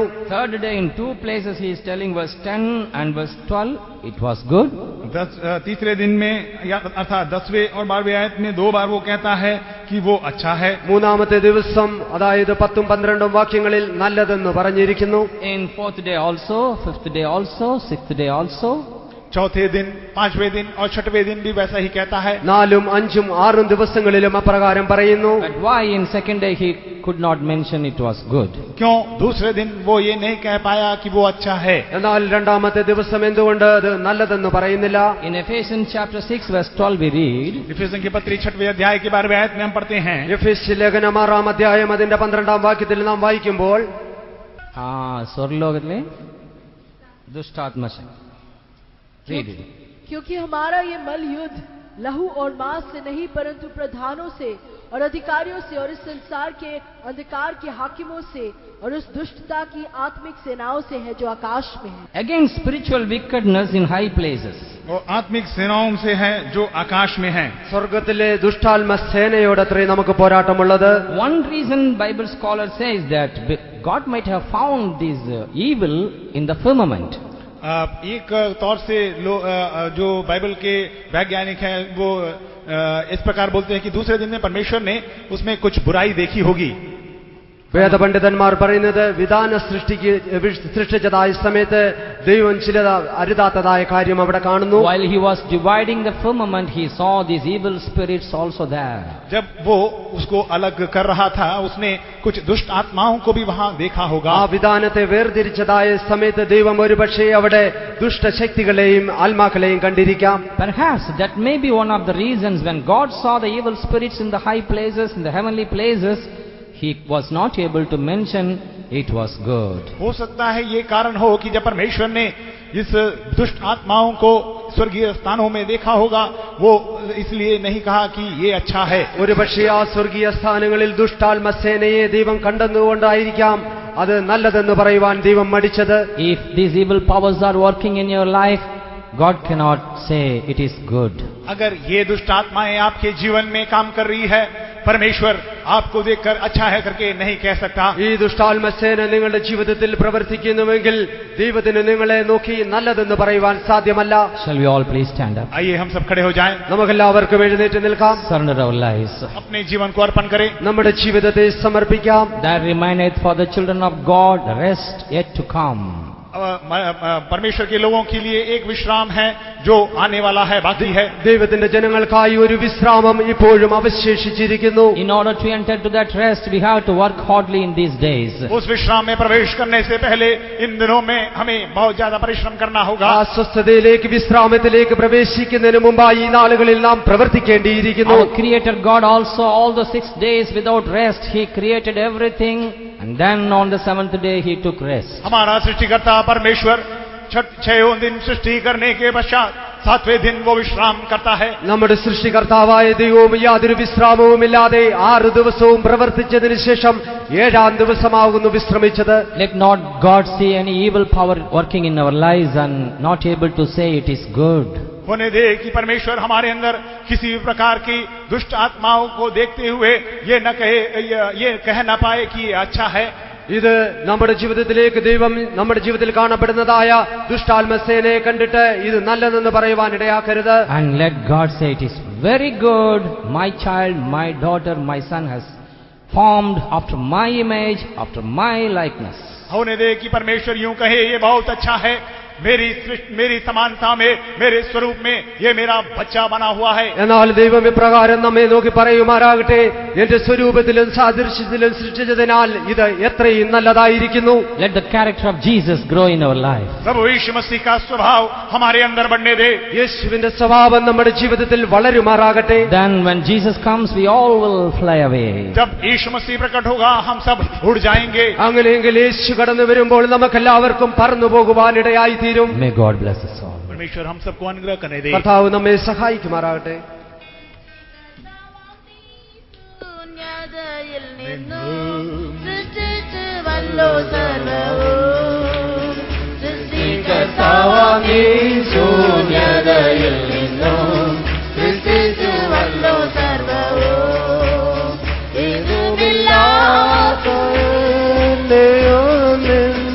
അനുരൂപനാക്കുന്നല്ലോ ഇതുമില്ലാത്ത അനുരൂപനാക്കുന്നല്ലോ. സൃഷ്ടികർത്താവാം നീ ശൂന്യതയിൽ നിന്നും സൃഷ്ടിച്ചു വല്ലോ സർവ്വവും. സൃഷ്ടികർത്താവാം നീ ശൂന്യതയിൽ നിന്നും സൃഷ്ടിച്ചു വല്ലോ സർവ്വവും. ഇതുമില്ലാത്ത അനുരൂപനാക്കുന്നല്ലോ. ഇതുമില്ലാത്ത അനുരൂപനാക്കുന്നല്ലോ. ഇതുമില്ലാത്ത അനുരൂപനാക്കുന്നല്ലോ. ഇതുമില്ലാത്ത അനുരൂപനാക്കുന്നല്ലോ.